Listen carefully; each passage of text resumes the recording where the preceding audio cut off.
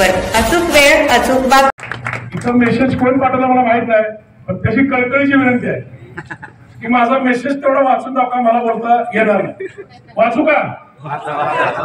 समाजाची परवानगी आहे। मराठा समाजातील सगळ्यांना कळकळीची विनंती आहे की सध्या मराठा समाजातील प्रत्येक तळागाळातील तरुण आरक्षण चळवळीमध्ये जागृत झाला आहे। पण सध्या एक गोष्ट समाजांतर्गत अशी जाणवत आहे की सध्या एकत्र येण्याच्या स्फुरटमुळे नवीन व जुने सगळे जोमाने कामाला लागले आहेत। पण हे होत असताना जुने आणि नवीन मराठा सेवक यांच्यामध्ये गैरसमज होताना दिसत आहेत। तर त्यांना एकच सांगणं आहे, नवा मराठा सेवकांनी जुन्या मराठा सेवकांना विश्वासात घेऊन समन्वय साधत एकत्र आले तर समाजासाठी खूप फायदेशीर आहे। आरक्षणाची लढाई अंतिम टप्प्यात आहे, त्यामुळे दोघांनीही एकमेकांना डावलू नका। त्यामुळे नाराजीचा सूर वाढत आहे। आपण समाज म्हणून एकत्र आहे। जो मराठा सेवक प्रामाणिक सगळ्यांना सोबत घेऊन काम करतील त्यांच्या कामाची दखल समाज घेत असतो। फक्त आपल्याला विश्वासात घेतलं नाही म्हणून कोणीही नाराज होऊन समाजाच्या कामापासून दूर जाऊ नका ही कळकळीची विनंती। मला फक्त एवढंच सांगायचं आहे, असा ऐतिहासिक लढा मगाशी सांगितल्यासारखं शिवरायांनंतर आपण आता मनोज दादाच्या नेतृत्वाखालीच बघतो।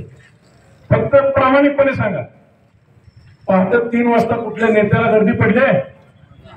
असा नेता जर मराठा समाजाला मिळाला असता, ज्या नेत्याची रॅली म्हणल्यावर कलेक्टरला पत्र काढावं की शाळा आणि कॉलेज आज बंद ठेवा, असा नेता आपल्याला मिळालाय। आणि त्या नेत्याचे जोरदार स्वागत करायचं बार्शीला मी सांगायचा अधिकार नाही, बार्शी करतेच नेहमी।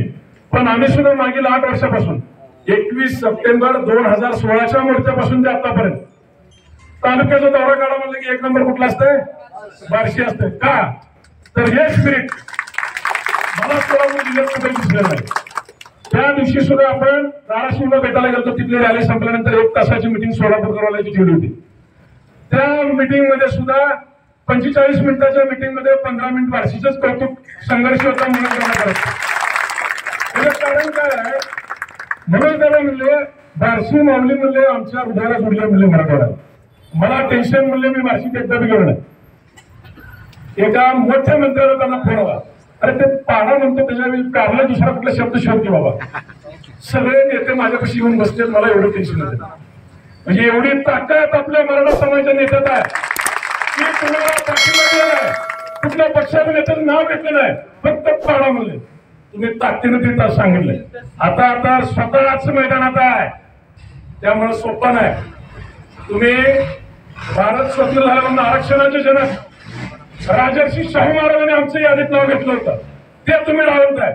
नोंदी कुठे सापडलेत का? आमच्या घरी रेकॉर्ड सापडले का? रेकॉर्ड सरकार दरबारी सापडले। सगळ्यात जास्त दाखले तुमच्या इथे मिळाले, बरोबर नाही? आणि ते दाखले दिले तुमच्या सरकारनं, आणि ते दाखले आज व्हॅलिडिटी करत असताना प्रचंड लोकांना पैशाची मागणी होती म्हणून कंप्लेंट आहे।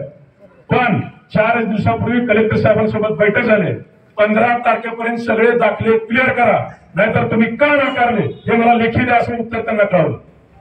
आणि ह्याचा लढा आपल्याला शैक्षणिक आणि नोकरीसाठी हे दाखले कामाला येणार। माझी बार्शीकरांना कळकळीची विनंती आहे, उद्याच्या 7 ऑगस्टला सगळ्यांनी शांतता रॅली करतो आपण। शांततेचं प्रतीक पांढरे कपडे, पांढरे कपडे, बबी टोपी, शेरा, गाडीला झेंडा, पूर्ण ताकदीशी। आणि सर आपले सर तुम्ही म्हणल्यासारखं बार्शी ओळखायला यायला पाहिजे, आम्ही बार्शीकर मराठी म्हणून बोलतो म्हणून, म्हणजे तुमची ताकद आम्ही बी सांगायची कारण सगळा जिल्ह्याला माहिती आहे। माझी कळकळीची विनंती आहे, कारण पुढे करमाळ्याची लोक 2 वाजता मिटिंग ठेवले, ते असेच वाट बघतील। तुमच्या इथे यायला उशीर झाला त्याबद्दल दिलगिरी व्यक्त करतो, पण त्याच ताकदीने तुम्ही 7 ऑगस्टला याल अशी आशा व्यक्त करतो आणि थांबतो। जय।